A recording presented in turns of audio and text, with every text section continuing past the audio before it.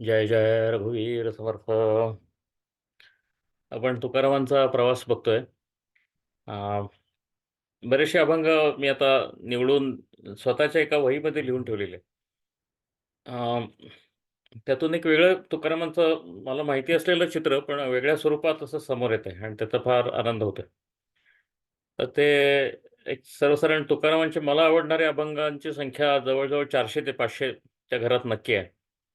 आपण ते मी सगळेच आता या निमित्तानं सत्संगाच्या निमित्तानं लिहून काढायचे ठरवलेत. तर ते एका ठिकाणी येत आहेत सगळे, त्याचा आनंद आहे. तर आपण आता त्यातले काही अभंग बघू. अं, तुकारामांच्या आयुष्यामध्ये आणि उपदेशामध्ये संतांना महत्त्व फार होतं आणि सगळ्याच संतांच्या आयुष्यामध्ये संतांना महत्त्व फार आहे.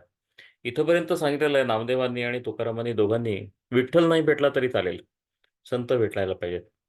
आणि ही त्यांच्या आध्यात्मिक आयुष्याची परिणती आहे. ते म्हणतात की सत्संगच महत्त्वाचा आहे. संतांच्या संगतीमध्ये आणि ते नसले तर नामाच्या संगतीमध्ये विठ्ठल आहे. प्रत्यक्ष विठ्ठल नाही भेटला तरी चालेल. इथपर्यंतची तयारी साधकाची होते. हे संतांच्या प्रवासातनं दिसतं. तर संतांच्या आयुष्यातलं स्थान सांगणारे खूपच अभंग आहेत. पण हा अभंग माझा फार आवडता आहे. तर तो आपण आता त्याने सुरुवात करतोय. हा तुकारामांचा अभंग. काय या संतांचे वानो उपकार. त्यांचे बोलून कसे दाखवू मी उपकार. बोलून जेवढं दाखवेल तेवढं फार कमी आहे. काय या संतांचे वानो उपकार, मज निरंतर जागविती. किती सुरेख वर्णन आहे संतांच्या कामाचं. मज निरंतर जागविती. मला सतत जागं ठेवायचं काम संत करतात. मला ते अज्ञानाच्या खाईत पडू देत नाहीत. मला कोरडे अहंकाराच्या खाईत पडू देत नाहीत. मला ते खालीच पडू देत नाहीत. मला ते सतत जागं ठेवतात. माझे डोळे सतत उघडे ठेवतात. हे डोळे उघडे ठेवून मी बाहेरच्या जगात वावरतो. त्यामुळे मला दांभिकपणा कळतो. एखादा केवळ धार्मिक अधिकारी आहे म्हणून त्याचा त्याचा सगळाच अनुकरण करायला पाहिजे असं मला वाटत नाही. आणि त्यामुळे मी आज जेव्हा वळून ह्याच डोळ्यांनी बघतो जागवल्यानंतर, तेव्हा माझ्यातलाही खोटेपणा दिसतो, बाहेरचाही खोटेपणा दिसतो. आणि परमेश्वर म्हणजे फक्त सत्य स्वरूप आहे याची मला नेहमी जाणीव होत असते. हे जागरण जे आहे माझं, ते जागरण ह्या संतांमुळे होतं. काय या संतांचे वानो उपकार, माझं निरंतर जागविती. काय देवा यासी व्हावे उतराई. कसा यांचा उतराई होऊ. ठेविता हा पायी जीव थोडा. ह्यांच्या पायी जीव जरी ठेवला तरी थोडा आहे. तर काय म्हणजे ह्यांचे उपकार फेडू कसे मी? असं म्हणतात. म्हणजे माझं जे काही आहे ते या संतांमुळेच आहे. सहज बोलणे हित उपदेश. हा फार गुरूंच्या संबंधातला, संतांच्या संबंधातला एवढं सुंदर वर्णन आहे. ते सहज बोलून जातात आणि तो हित उपदेश असतो. आपल्या अनेक जन्मांचं हित होईल असा उपदेश त्यांच्या सहज गप्पांमधनं होत असतो. म्हणून सत्संग फार महत्त्वाचा. सहज बोलणे हित उपदेश, करुणी सायास शिकविती. म्हणजे हे संत बोलतात एवढं सोपं, की सगळं आयुष्य काय अनेक आयुष्य उजळून निघतात. त्यासाठी त्यांना अवघड करून प्रवचनं द्यायला लागत नाहीत. सहज बोलणे हितोपदेश. म्हणून कृती त्यांची अशी असते, करुणी सायास शिकविती. स्वतःच्या आयुष्यातल्या कर्मानी ते मला शिकवतात. त्यांचे शब्द सोपेच असतात. असं असं संतांचं वर्णन केलंय. अजिबात स्वतःचा बडेजाव असत नाही. शब्द सोपे असतात आणि ते सतत कर्मामध्ये गुंतलेले असतात. त्यांच्या कामातूनच आपण शिकायचं असतं. करुणी सायास शिकविती. सायास सोडून जो फक्त शिकवतोय तो संत नाही, असा याचा गर्भित अर्थ आहे. धर्मातल्या खोटेपणाविरुद्ध जितके असूड उगवलेत तुकारामांनी, ते कमी आहेत. आपण त्याच्याकडे नंतर येऊ. तुका म्हणे तुका म्हणे "वत्स धेनूची या चित्ती, तैसे मज येती सांभाळीत."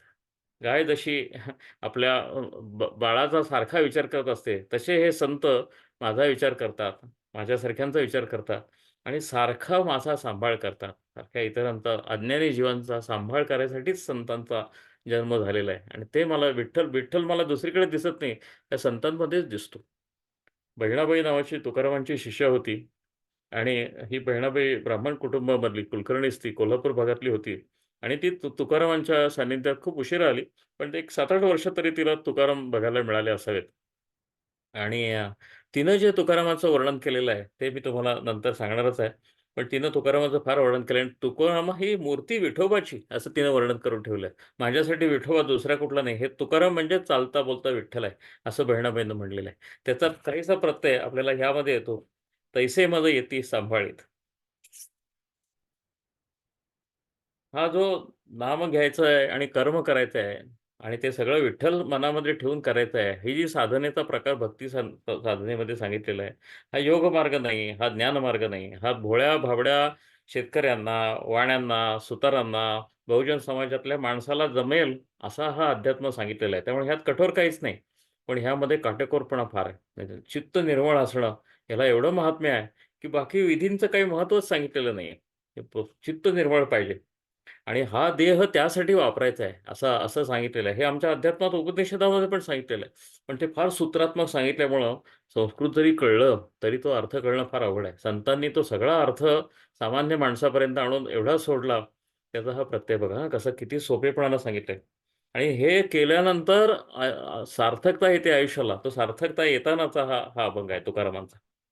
इहलोकीचा हा देहे, हा इहलोकातला देह आहे ज्याला नश्वर म्हणतात, ज्याला चामडीचं आणि मांसाचं वाटोळ रामदासांनी म्हटलेलं आहे. म्हणजे आम्हाला त्याची थोडी त्याच्या विषयामध्ये गुंतू नये म्हणून ते असं म्हणतात. पण इहलोकीचा हा देहे देव इच्छिता ती पाहे. हा देहाची इच्छा देव करतात.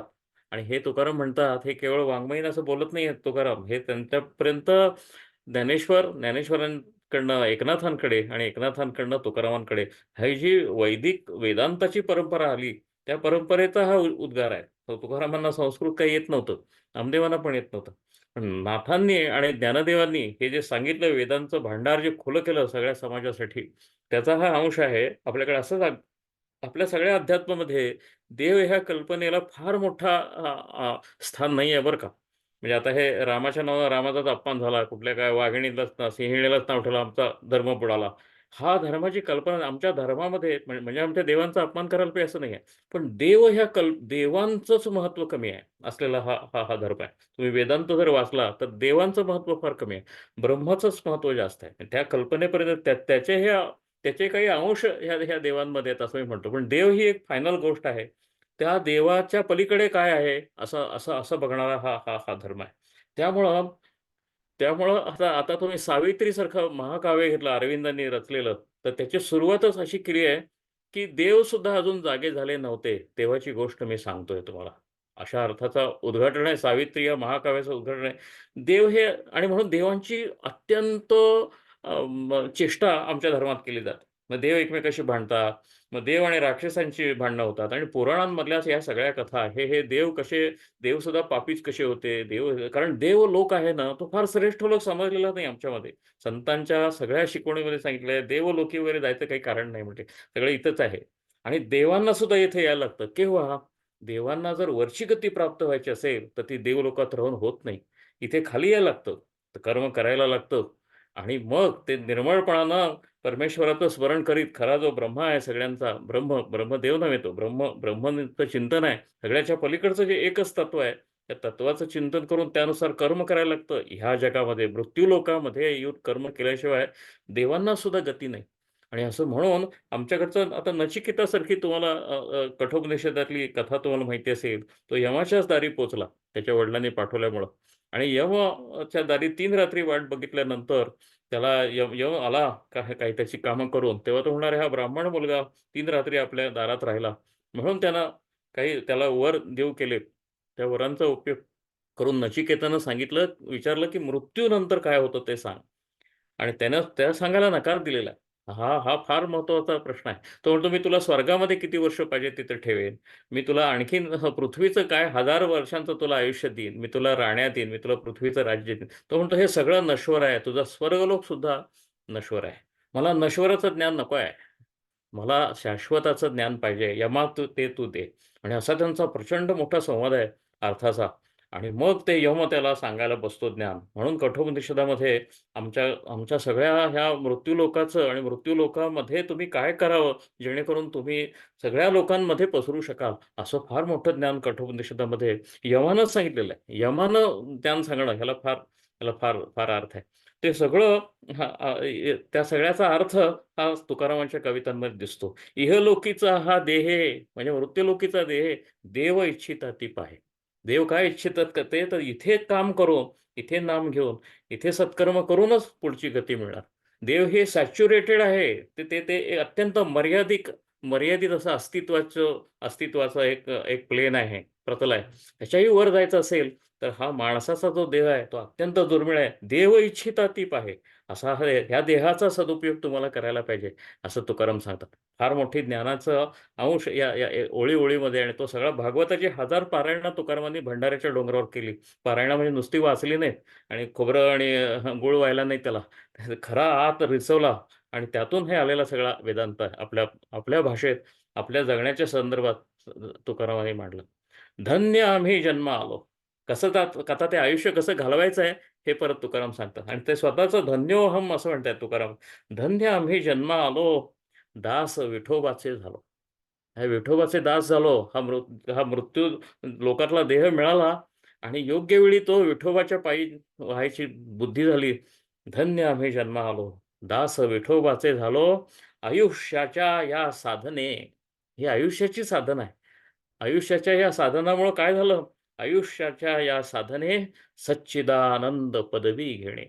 मी सच्चिदानंद पदी पोहोचू शकलो एका आयुष्यामध्ये केवळ नरदेहात जन्माला आल्यामुळं आणि साधना केल्यामुळं आणि साधना करणं म्हणजे भगवंताचं नाम उरात बाळगायचं आहे आणि बाहेर प्राप्त कर्तव्य ही निर्ममपणानं करायची आहेत. हाच भक्तिमार्गाचा संदेश आहे आणि त्यात माणुसकीचा पण अंतर्भाव आहे.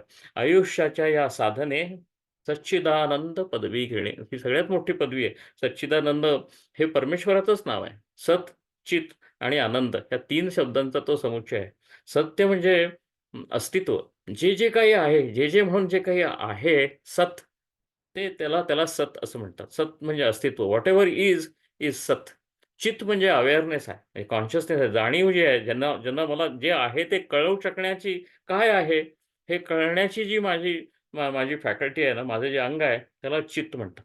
हे चित्त नव्हे, हे चित्त आहे. चित्त म्हणजे कॉन्शियसनेस. चित्त हा माझा जड आहे. तर चित्त हे फार फार फार ब्रह्माचंच एक अंग असल्यासारखं आहे. सत, चित आणि आनंद. हे जेव्हा चित्त आहे, हे जे एक ब्रह्म आहे, ते जेव्हा स्वतःलाच बघायची त्याच्यामध्ये उर्मी तयार होते, तेव्हा हा जगाचा पसारा तयार होतो. जगाचा पसारा जो बघितला जातो, ते सत्य आहे.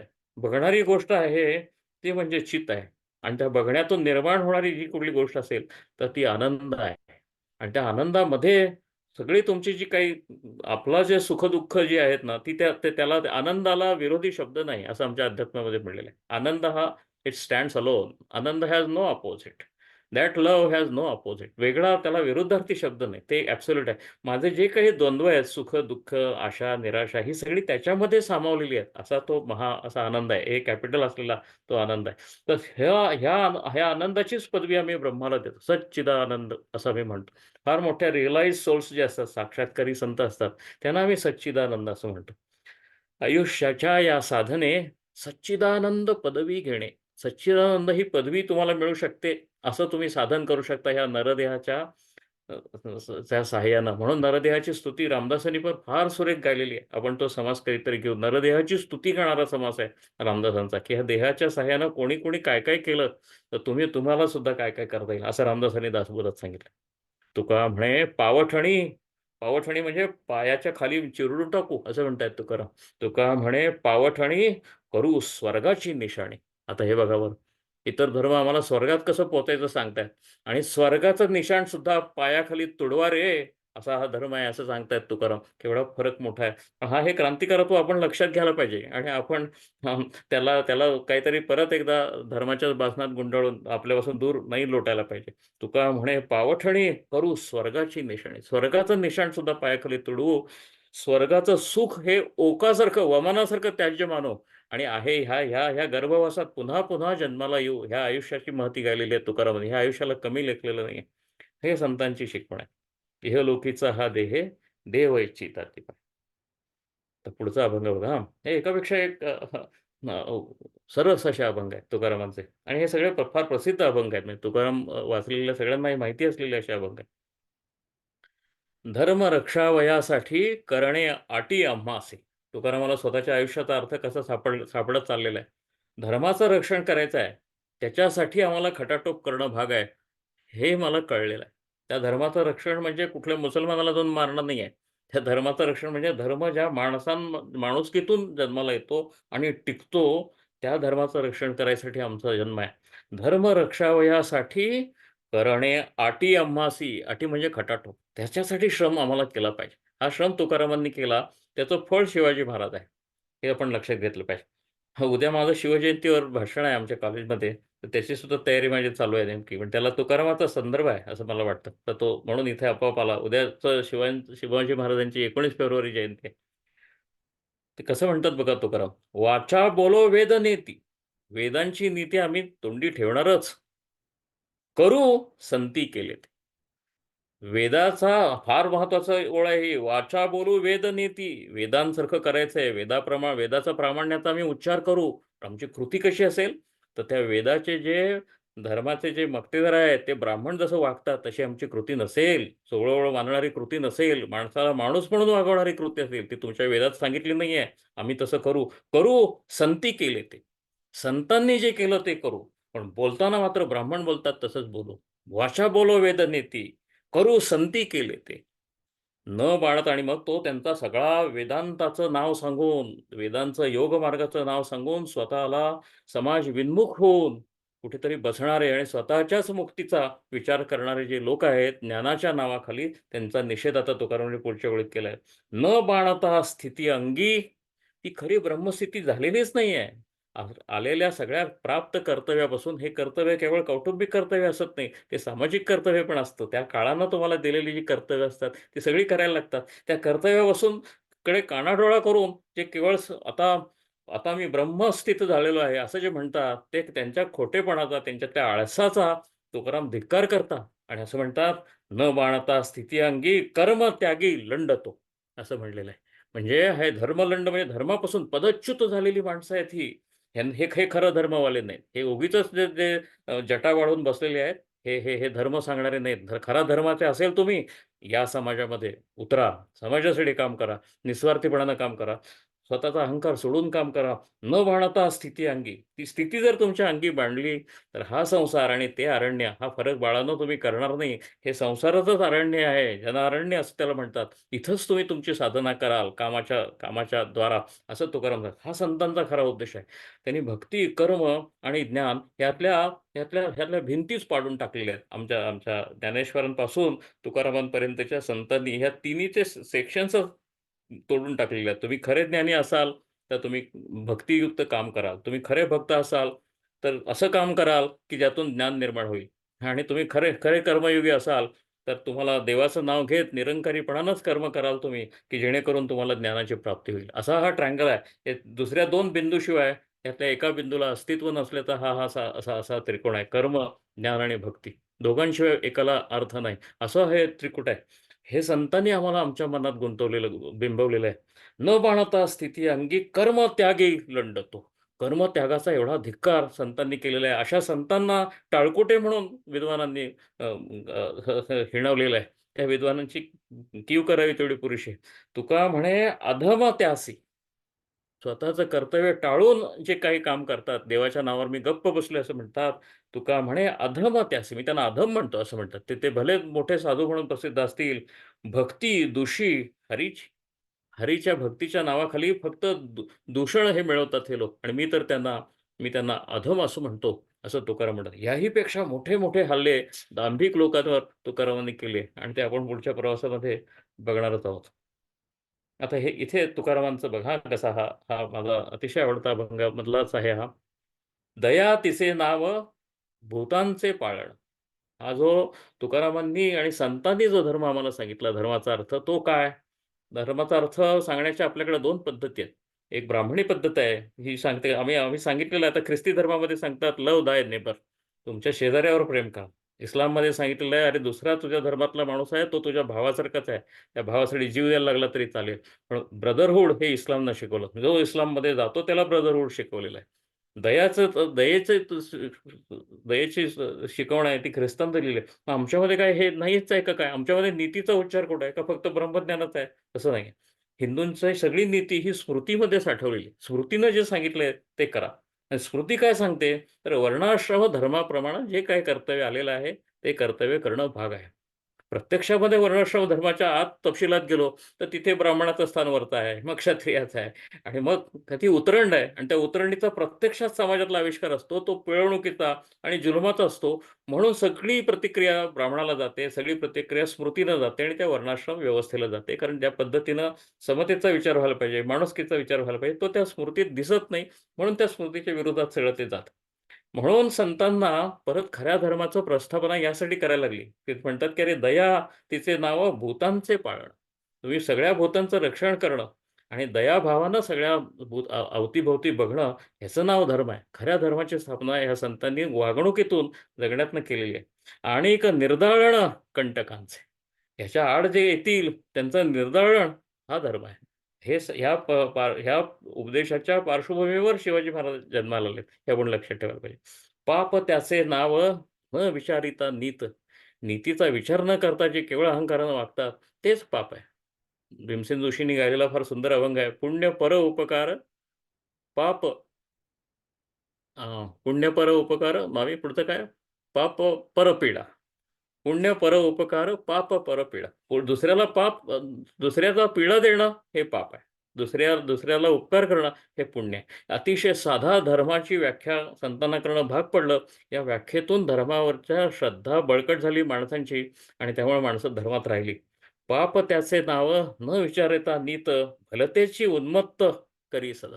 उगीच उन्मत्तपणानं काहीतरी करत फिरणं, लोकांचं नुकसान करत फिरणं, हे हे हा धर्म नाही, ही दया नाही.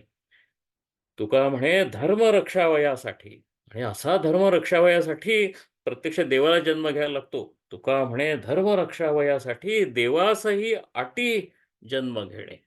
जन्म घेण्याचा खटाटोप परमेश्वराला करायला लागतो. मग तो परमेश्वर जन्माला येऊन काय करतो? तो केवळ ब्राह्मणाचं रक्षण करत नाही. तो गोब्राह्मण प्रतिपालक असत नाही. तो अख्ख्या समाजाचा प्रतिपालक राजा म्हणून जन्माला लागतो. तेव्हा त्याला अवतार म्हटलं जातं. दया तिचे नाव भूतांचे पाळणं आणिक निर्दाळणं कंटकांचे. असं करायसाठी परमेश्वराला परत-परत अवतार घ्यायला लागतो. तो अवतार घेऊन तो करतो काय? हे फार महत्वाचं आहे आणि ते संतांनी सांगितलं. अ, 10 वाजून 3 मिनिटं झाली आहेत. एक फार सुंदर अभंग आहे. तेवढाच वाचतो आणि मी आता आजच्या पुरतं आपण थांबूया. आतून परमेश्वराचे बद्दलची भक्ती जी असते, जे काही तुम्हाला ज्ञान होतं, अतिशय निर्मळ मन करून जेव्हा तुम्ही शरण जाता परमेश्वराला, तेव्हा जो भाव निर्माण होतो हृदयामध्ये, मनामध्ये, तो आपोआप बाहेर येतो. त्याला काहीही त्याला शैलीची आवश्यकता असत नाही. त्याला कोर्स करायला लागत नाही. अभंगाचा डिप्लोमा घेऊन मग अभंग करायला लागत नाही. आपोआप बाहेर येतो. असं तुकाराम सांगतात. सगळं माझी कविता आहे, ती अशी आपोआप आलेली आहे, असं सांगताना तुकारामांचा हा अभंग झालाय. यात काही फार मोठी शिकवण आहे असं नाही. पण फार फार सुंदर किती सहजपणाचं निरीक्षण आहे ते बघा हां.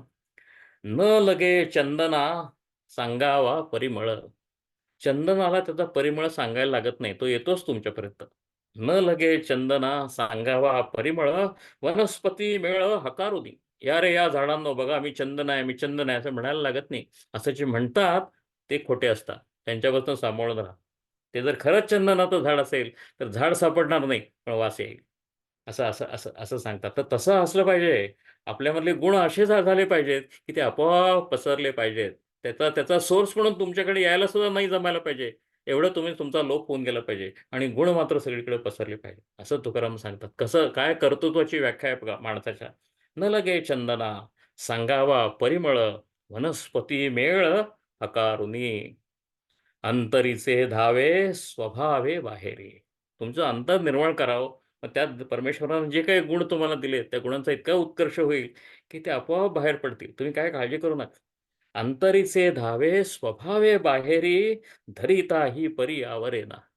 ते तुम्हाला आवरताच येणं शक्य नाही. परमेश्वराने जे तुम्हाला संपदा दिली आहे, त्याचं स्मरण तुम्ही फक्त परमेश्वराचं करा. अंतःकरण निर्मळ करा. जे काही गुण आहेत त्यांचा विकास होईल आणि ते आपोआप बाहेर जायला लागतील. तुम्हाला खटाटोप करायचं काही कारण नाही.